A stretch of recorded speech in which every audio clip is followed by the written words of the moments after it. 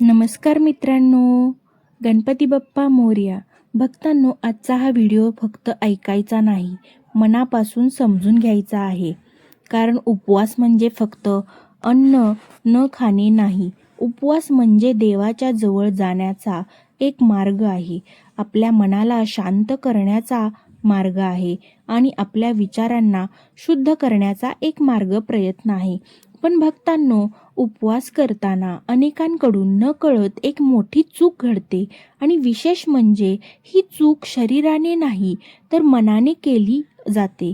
काही लोक उपवास करतात, पूजा करतात, देवासमोर दिवा लावतात, पण त्याच दिवशी दुसऱ्याला वाईट बोलतात, कोणाचा अपमान करतात, राग धरतात, मत्सर करतात किंवा मनात वाईट विचार ठेवतात. मग प्रश्न असा आहे, देवाला आपण काय अर्पण करत आहोत? फक्त फळं, फक्त दूध, फक्त नैवेद्य, की त्यासोबत आपला अहंकार, राग, द्वेष आणि नकारात्मकता सुद्धा देवाच्या चरणी ठेवत आहोत? भक्तांनो, आजच्या या व्हिडिओमध्ये आपण याच एका महत्त्वाच्या चुकीबद्दल जाणून घेणार आहोत आणि शेवटपर्यंत नक्की ऐका. चॅनेलवरती नवीन असाल तर लाईक, शेअर आणि चॅनेलला सबस्क्राईब करायला विसरू नका. बेल आयकॉन दाबा, म्हणजे आपला प्रत्येक व्हिडिओ तुमच्यापर्यंत पोहोचेल. कारण शेवटी मी तुम्हाला एक अतिशय साधा, आपण मनाला स्पर्श करणारा एक संकल्प सांगणार आहे. बाप्पाच्या चरणी श्रद्धा असेल तर हा व्हिडिओ शेवटपर्यंत ऐका. उपवासाचा खरा अर्थ काय? भक्तांनो, उपवास या शब्दाचा अर्थच आहे उप प्लस वास, म्हणजे देवाच्या जवळ राहणे. आपण एखाद्या दिवशी अन्न कमी घेतलं, फळं खाल्ली, साबुदाणा खाल्ला आणि दिवसभर देवाचं नाव घेतलं नाही, तर तो फक्त आहारातील बदल झाला.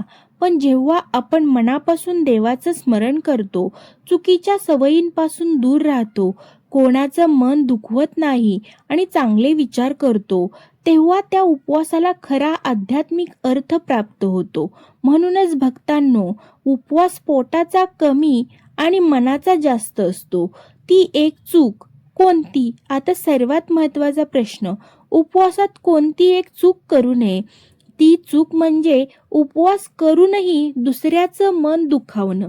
देवापुढे बसून आपण म्हणतो, बाप्पा माझं काम पूर्ण कर, माझ्या घरात सुख येऊ दे, माझ्या मुलांचं कल्याण होऊ दे, माझ्या घरातील संकट दूर कर.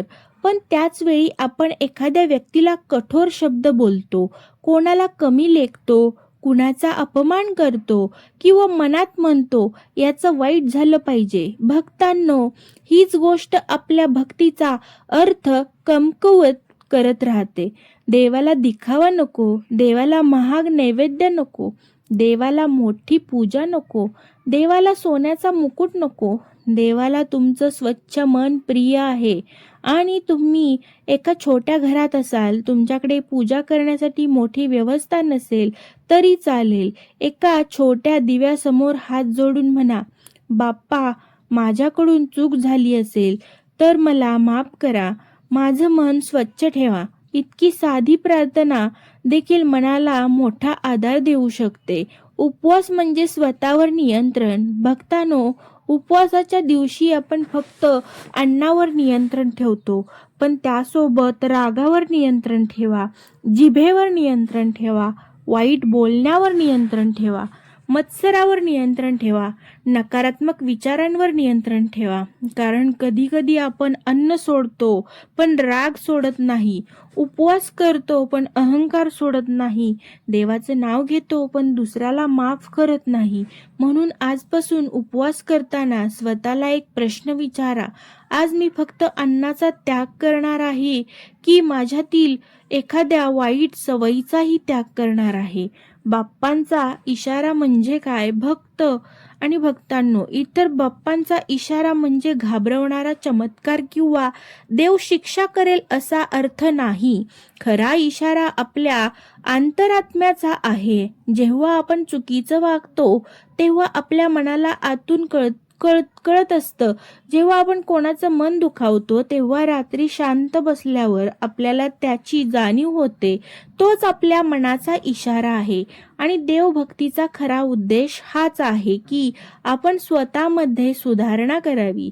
एक छोटी गोष्ट, एका भक्ताने बाप्पाची खूप भक्ती केली. प्रत्येक संकष्टीला उपवास, प्रत्येक चतुर्थीला पूजा, दररोज दिवा. पण त्याचा स्वभाव खूप रागीट होता.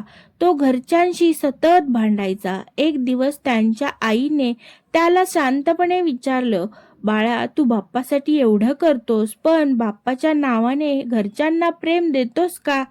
तो काहीच बोलला नाही. तर रात्री त्याला स्वतःची जाणीव झाली की त्याने दुसऱ्या दिवशी आईची माफी मागितली. आणि त्या दिवसापासून त्याने एक नियम केला, उपवासाच्या दिवशी मी कोणाचं मन दुखावणार नाही. हळूहळू तो नियम त्याच्या आयुष्याचा भाग झाला. हीच खरी भक्ती आहे. उपवासाच्या दिवशी काय करावे? उपवास करताना शक्य असेल तर देवाचं नामस्मरण करा, शांतपणे प्रार्थना करा, गरजू व्यक्तीला मदत करा, शक्य असल्यास अन्न किंवा आवश्यक वस्तूंचे दान करा, घरातील मोठ्यांचा आशीर्वाद घ्या. कोणाचं मन दुखलं असेल तर माफी मागा, मनात राग असेल तर तो सोडण्याचा प्रयत्न करा. आणि सर्वात महत्त्वाचं, स्वतःला देवापेक्षा मोठं समजू नका. उपवासात काय टाळावे? उपवासाच्या दिवशी केवळ धार्मिक नियमच नाही तर स्वतःच्या आरोग्याचीही काळजी घ्या.